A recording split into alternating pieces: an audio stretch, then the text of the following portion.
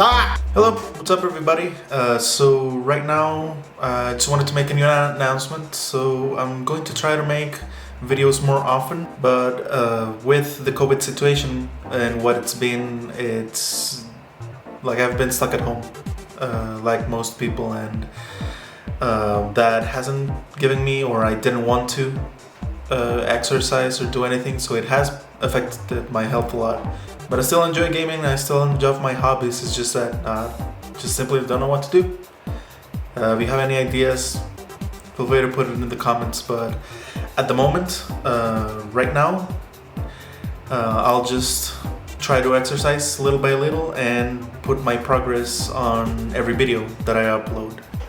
So starting with this one, I'm going to talk about one of my favorite games, and hope you like it. And if you want to support me and the channel, please leave a like and subscribe for more videos. So right now I'm going to talk about a game, Killer 7, and I'm not the most articulate person ever, at least not at the moment. I hope that, you know, with every video that goes along, I'll be able to improve in my speaking. I hope I can improve in my speak. So instead of just writing an essay, talking and boring you with little tidbits of the game, I thought it would be nice to list the things that I like about the game. Okay, so the menu. I love the menu. All of the letters start bleeding red, which I think it's a pretty cool touch. And whenever you select something, a crazy laugh starts to happen. And when I was a little kid, that laugh actually got me pretty much scared, gave me some sleepless nights. I don't know. But you know, to be fair, I was you know, when I was young, I was scared pretty much by anything. I didn't like anything that had the slightest mention of being scary. Still on the topic of menus, whenever you select a mission, you actually have to shoot the guy that you are meant to kill.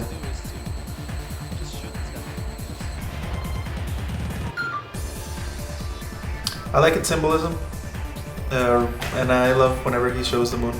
I mean, at the beginning of the game, and I'm not gonna spoil it for anybody, you don't know why those things are there, but they're there for a reason. The cutscenes are cheesy. And well, the dialogue is super cheesy, which is, you know, one of my guilty pleasures. Like, I don't mind a cheesy dialogue. This game's just filled with them. But to be honest, you know, it's an old game, so might not have been considered cheesy back then. Oh shit. There's more than 14. Those bastards are breeding. Good night, child.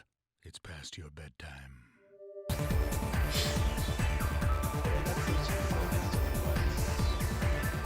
I love the camera angles. So every place that you go, it has a fixed camera angle for where you're going through. So it just gives that a cool vibe. Especially when you're really reloading a gun. If you're aiming and then you hit the reload button, it'll do a cool animation, and then the camera will change its direction. I like that it doesn't tell you everything at first.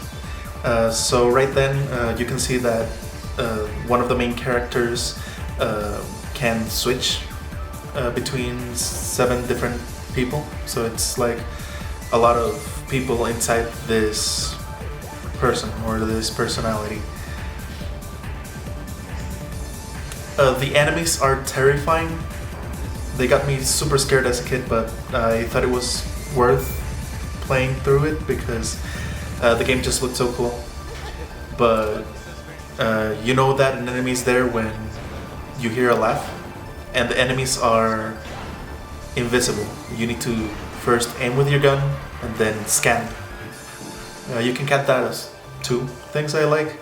The enemies are cool, they're super scary, and you need to scan the room so you can actually see them. I really like the death mechanic in this game. Actually, when you die, it's not like you lose, you still have to continue. I never knew what happens after you lose all of your characters, but if one of your characters dies, then you can use this one character that can pick them up exactly at the spot that they died, and then you just revive them with a cool little minigame.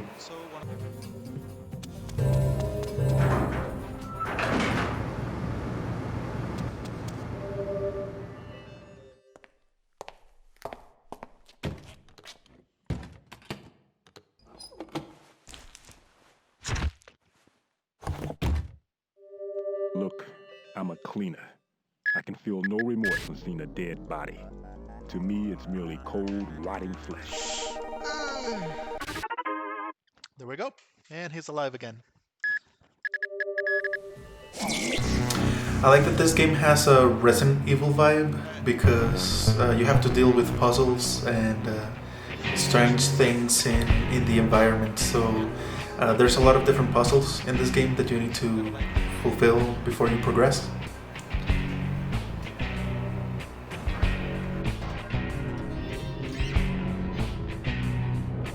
I like that before every boss you have to defeat this special enemy that you don't see anywhere but there, or you might encounter that enemy further away. So it's very hard to kill and you don't know what to do, so you'll most likely die the first time that you encounter that enemy. Once you kill it, you can then fight with the boss.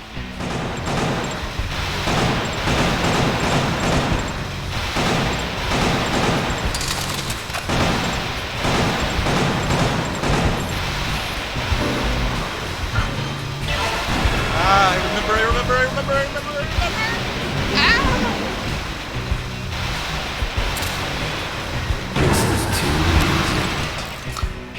Which leads me to the bosses.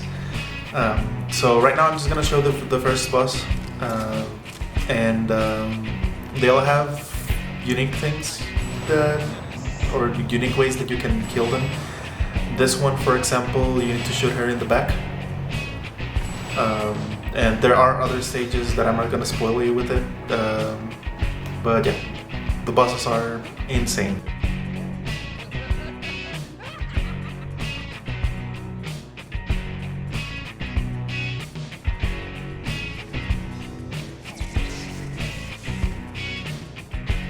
I like the dude with the luchador's mask on because he'll actually help you in the game, but the way that he helps you is you need to shoot the mask and then he'll give you a hint on what to do next. The problem is that he'll insult you afterwards because he'll be then wearing the mask and then flipping you off. I like the cutscenes a lot. There's actually some animated cutscenes on there. It's like watching an anime. And the plot is it's like very strange. The plot's really strange. But it's something like it's the appeal of it. So it's so strange that it's good. There's no other way to describe it. And but yeah, it's like anime the video game or something like that. I like the sound effects. So anything that you do or that you can do in the game has an element to it. So if there's a place that there's something that you need to do on it, but you don't quite know what to do or you're doing it wrong, a sound effect will sound like this one.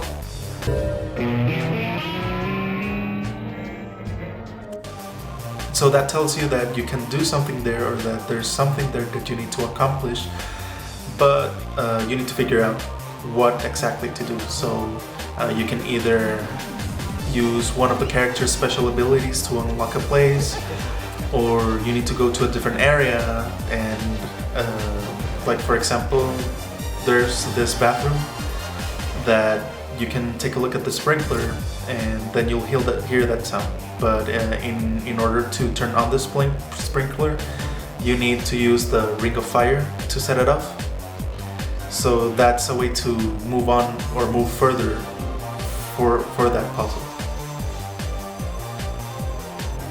I basically love every character that you will encounter in this game. So this one especially, the severed head.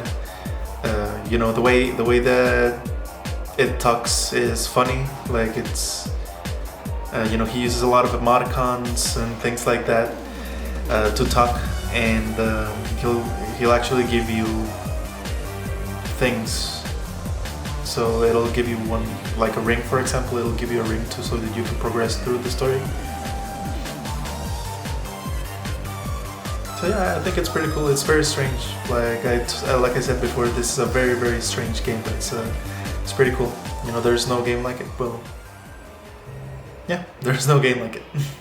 I really like the bad guy. Like the main bad guy, he has a very, very scary but funny laugh. It's like on par with the Joker laugh. It's that good. It's just like a PDA. The world will keep getting smaller.